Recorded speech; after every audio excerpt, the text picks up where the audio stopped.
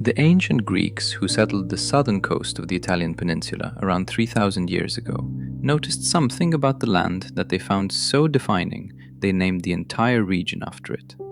They called it Enotria, the land of vines. Not the land of rivers, or the land of mountains, or the land of fertile soil, though all of those descriptions would have applied. The land of vines. Because wherever you looked along that coast, wild grapevines were already growing. The terrain seemed to want to produce wine. The Greeks helped it along, planting vineyards with the systematic care they applied to everything agricultural. And the Italian peninsula has been producing wine continuously ever since. That is not a romantic exaggeration. There has been no point in the past 3,000 years when Italy was not making wine. Roman soldiers received it as part of their standard daily ration. Medieval monasteries refined it. Renaissance merchants exported it.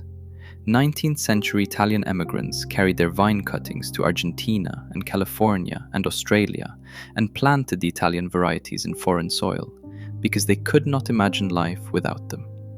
And today, in 2024, Italy exported $8.8 billion worth of wine across its borders, making it the largest wine exporter in the world by volume and the second largest by value. 3,000 years of unbroken production, the same country, the same soil, different labels. What this means economically, culturally, and commercially is the story this video is about. But the starting point matters. Italy does not make wine because wine is profitable. Italy makes wine because the country was growing vines before the concept of profit existed in any recognizable form. The industry that earns $8.8 billion a year grew out of something that was never designed as an industry. It grew out of a landscape that apparently decided, a very long time ago, that this was what it was for. Let's talk about scale first, because the numbers demand it before you can understand anything else. Italy has approximately 720,000 hectares under vine, which is 10% of the entire world's total vineyard area. Almost every region of the country, all 20 of them, produces wine. Not hobby vineyards, serious commercial production with centuries of accumulated knowledge behind it. Over 400 native grape varieties grow in Italian soil, many of them found nowhere else on Earth, each adapted over generations to the specific microclimate and geology of its particular corner of the country. When wine critics talk about Italy's diversity, they are not speaking loosely. No other wine-producing country on Earth comes close to offering 400 distinct native varieties. France, which many consider Italy's only serious rival, has perhaps half that number. Spain has fewer. The rest do not register on the same scale. Of the roughly 48 million hectoliters of wine Italy produced in 2024, approximately 21.7 million hectoliters were exported. That is nearly half the entire production leaving the country for foreign markets. Those exports reached a value of 8.1 billion euros, approximately $8.8 billion, an increase of 5.5% over the previous year, and one of the highest export values in Italian wine history. Over the past 2 decades, the value of Italian wine exports has grown by 188%. The volume going out has stayed relatively stable. The value has nearly tripled. That gap between volume growth and value growth is the entire story of what the Italian wine industry did in the 21st century. But to understand how Italy got here, you have to understand that the road was not smooth, and the destination was not inevitable. In the aftermath of the Second World War, Italian wine had a reputation problem. The dominant image abroad was a straw-covered fiasco bottle of Chianti, the kind of thing that sat on the tables of cheap Italian restaurants in London and New York, and was consumed more for its price than its quality. The wine inside was often made to the minimum acceptable standard and no more, because the market rewarded volume over quality, and the domestic industry had not yet developed the incentive to change. Italy was the largest wine producer in the world, and in many segments, the least respected. The DOC system, introduced in 1963 by presidential decree, was the first serious attempt to impose structure on this chaos. Denominazione di origine controllata, protected designation of origin, created legal frameworks defining which grapes could be grown in which regions, at what yields, with what aging requirements. For the first time, a bottle labeled Barolo or Chianti or Soave was legally required to actually be what it said it was. The DOCG system followed in 1980, the G standing for garantita, guaranteed, applying a higher tier of standards with stricter rules and mandatory blind tasting panels that wines had to pass before they could use the designation. These weren't just marketing categories, they were legal definitions backed by enforcement, and they began to create the framework that Italian wine would need to compete at the top of the global market. The problem was that the system, in some cases, preserved the wrong things. Rules written to protect tradition sometimes locked producers into techniques that produced mediocre wine.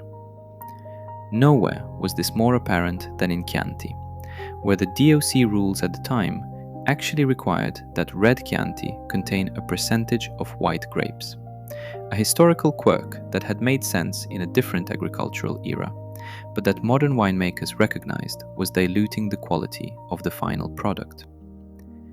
A small group of Tuscan producers in the 1970s decided they had had enough of making substandard wine because the rules required it. They began producing wines that broke the regulations entirely. Rich, concentrated red wines, often blended with international varieties like Cabernet Sauvignon, made with no obligation to the official formulas. Because these wines didn't qualify for any official designation, they were labeled simply as vino da tavola, table wine, Italy's lowest category, and they were priced and received as some of the finest wines on earth. Sassicaia, Tignanello, Ornellaia. These wines, which became collectively known as the Super Tuscans, rewrote the relationship between Italian wine and global critical respect in the space of a decade. Here was wine from Italian soil, made by Italian hands, from Italian vines, that critics in London and New York were calling world-class without hesitation. The official system had designated them as table wine. The market had designated them as treasures.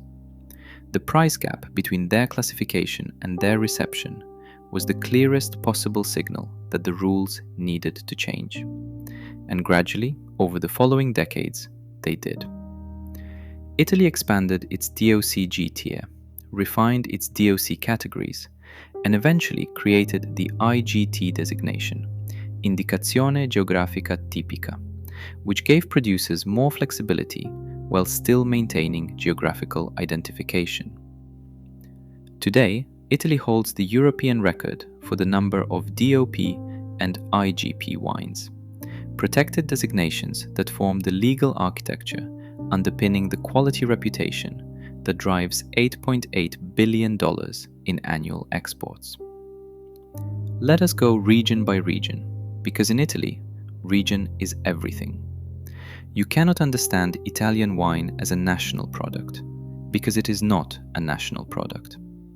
It is 20 regional products with 20 distinct identities, sharing a passport and a border. Veneto, in the northeast, is Italy's largest wine export region by value, reaching nearly €3 billion in 2024. This is the home of Prosecco, which has become one of the most transformative success stories in modern wine.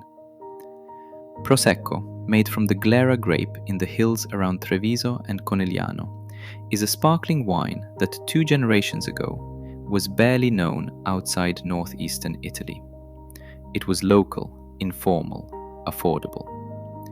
The Prosecco revolution that turned it into a global brand happened through a combination of smart labeling, protected designation of origin enforcement, and a price point that sat between cheap cava and expensive champagne. Exactly the gap that a growing global appetite for sparkling wine needed to fill. Prosecco is now the most exported Italian wine by volume and has been central to sparkling wines reaching 28% of Italy's total wine export value in 2024. The most widely recognized Italian wine in the world today is probably a wine that barely existed as an export product 30 years ago. Tuscany is second, with approximately 1.5 billion euros in exports. This is Chianti country, but more than Chianti. Brunello di Montalcino, made from Sangiovese and capable of aging for decades in the bottle, commands prices that rival Burgundy's finest. Bolgheri, the coastal zone where Sassicaia first broke the rules in the 1970s, is now one of Italy's most prestigious appellations. Super Tuscans are now classified as DOC wines rather than table wines, a recognition that took decades but eventually arrived. Tuscany's wine export figure also includes wine tourism revenue that feeds directly into the accommodation and food economy of a region that 15 million people visited in 2024, specifically drawn by vineyards and cellars. Piedmont is third at 1.18 billion euros, and it represents what might be Italy's single greatest claim to producing wines of world-class complexity and aging potential. Barolo, made from Nebbiolo in the Langhe Hills, is regularly described by serious wine critics as one of the finest red wines on earth. Barbaresco, from adjacent territory, offers similar structure with slightly earlier accessibility. Both are DOCG wines, with strict rules and centuries of reputation behind them. A single bottle of aged Barolo from a top producer can sell for several hundred euros. A collection of the best vintages from the most acclaimed producers can sell at auction for amounts that would buy a mid-sized European car. Piedmont's wine figures represent a fraction of the volume coming out of Veneto, but carry price points that reflect what the market is willing to pay for genuine excellence. The United States is Italy's largest export market by value, absorbing approximately 1.93 billion euros of Italian wine in 2024, a growth of 10% over the previous year. Germany took 1.18 billion, the United Kingdom 851 million. Canada and Russia both showed strong growth. These markets reflect something important about what Italian wine has become globally. It is no longer primarily the wine of Italian restaurants serving Italian emigrants. It is the wine of choice for consumers who prioritize authenticity, regional identity, and the kind of specificity that comes from 400 native grape varieties, each tied to a particular piece of earth. The DOC and DOCG system, which exists nowhere in the world with quite the same density of designations, is Italy's quality guarantee to the global consumer. Italy currently has 74 DOCG wines, the highest category, and over 400 DOC wines. Each one represents a legal commitment that the contents of the bottle were made in a specific place, from specific grapes, according to specific rules, and tasted by a panel that certified they met the standard before the label was attached. This is not branding, it is regulation, and it has created a market position for Italian wine that neither price competition nor volume competition from the New World can easily erode. Because what Italy is selling is not primarily wine. It is place. It is the specific combination of soil and climate and human tradition that makes a Barolo taste nothing like a Brunello, which tastes nothing like an Amarone, which tastes nothing like a Prosecco. You cannot replicate any of those wines outside their specific geography. The Italian certification system exists to ensure that claim remains credible. This is also why the American tariffs introduced in August 2025 represent a genuine threat rather than a manageable inconvenience. The United States is the single largest market by value, and the new 15% tariff on European wines and spirits, imposed as part of broader trade measures, is expected to put more than 300 million euros in annual Italian wine revenue at risk. Prosecco, Pinot Grigio, and Tuscan Reds, the three Italian wine categories with the deepest penetration in the American market, face the sharpest exposure. Italian producers who had spent years building distribution relationships, building brand recognition, and educating American consumers about what made Italian wine worth the premium, are now facing a price increase that will hit precisely the market position they had worked to occupy. The global wine market is always partly political. Wine tourism has become a substantial supporting economy. In 2024, vineyard and winery tourism in Italy generated nearly 3 billion euros and attracted 15 million visitors, an 11% increase from the previous year. Tourists drawn to wine regions spend 35% more than the average Italian traveler. The Chianti hills between Florence and Siena, the Langhe around Alba and Barolo, the Prosecco hills, now designated as a UNESCO World Heritage Site, the ancient volcanic soils of Etna in Sicily, all draw visitors who are paying not just for wine, but for the landscape that produces it, the people who make it, and the food culture that surrounds it. The $8.8 billion export figure does not include this adjacent tourism revenue. The wine industry's real economic footprint is considerably larger than any single trade statistics line can capture. Organics are worth noting too. Italy leads Europe in certified organic vineyards, with 133,000 hectares, representing 23% of its total vine area. In Tuscany, that reaches 40%, in Sicily, 36%. This is not primarily marketing. It is a response to climate, to shifting consumer preferences, and to a growing recognition that regenerative viticulture produces better soil health over time. The same land that has been growing vines for 3,000 years still needs to be viable in 300 more. Italy holds the world record for UNESCO World Heritage Sites. 58 of them, more than any other country on Earth, covering ancient ruins, Renaissance cities, natural landscapes, and the agricultural terraced hillsides of the Cinque Terre and the Prosecco region. The country contains more classical antiquities than it has the budget to fully preserve, which creates the recurring situation in which a construction crew somewhere in Rome or Naples hits something 2,000 years old, and everything stops while the archaeologists arrive. The Trevi Fountain in Rome is supplied by water from the Acqua Vergine aqueduct, built in 19 BC and still functioning.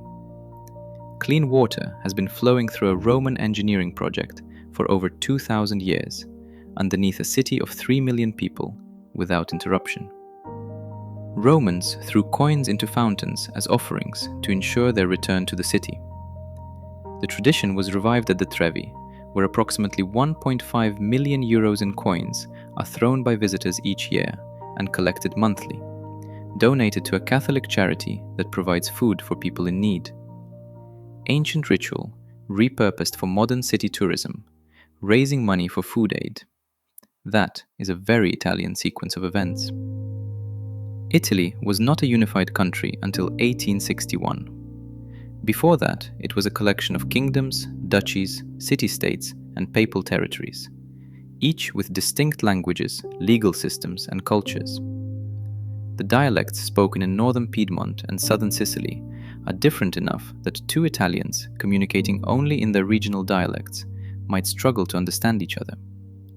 The standard Italian language that the nation shares today was standardized primarily on the Tuscan dialect of Dante Alighieri, whose Divine Comedy, written in the early 14th century, is credited with establishing the literary prestige of Florentine Italian to such a degree that it became the model for the national language 5 centuries before the country itself existed. A medieval poet essentially chose which dialect Italians would speak. Each of Italy's 20 regions has its own culinary tradition so distinct that talking about Italian food as a single cuisine is similar to talking about European food as a single cuisine. The ragu of Bologna involves slow-cooked meat and almost no tomato. The ragu of Naples is tomato-forward and slower still. They are both called ragu, and they're almost completely different dishes. There are more than 350 distinct pasta shapes in Italy, most of them regional, many of them designed specifically to hold a particular type of sauce. This is not culinary excess, it is the physical expression of the same impulse that produced 400 native grape varieties. The belief that the specific place deserves a specific product designed for its specific conditions. In the village of Ortona in Abruzzo, on the Adriatic coast, the Dora Sarchese vineyard has installed a free wine fountain.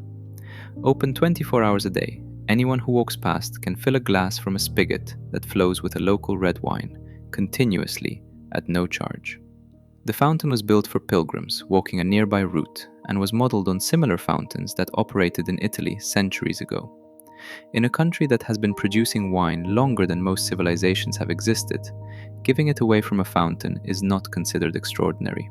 It is considered hospitable. The Vatican City, the smallest internationally recognized country in the world at 44 hectares, sits entirely within the city of Rome. It has its own government, its own legal system, its own citizenship, its own media, its own postal service, and its own bank. It also, through the Pontifical Swiss Guard, has the world's oldest active military unit, established in 1506. Vatican City's entire territory would fit inside a single large vineyard in Tuscany, with room left over for a car park.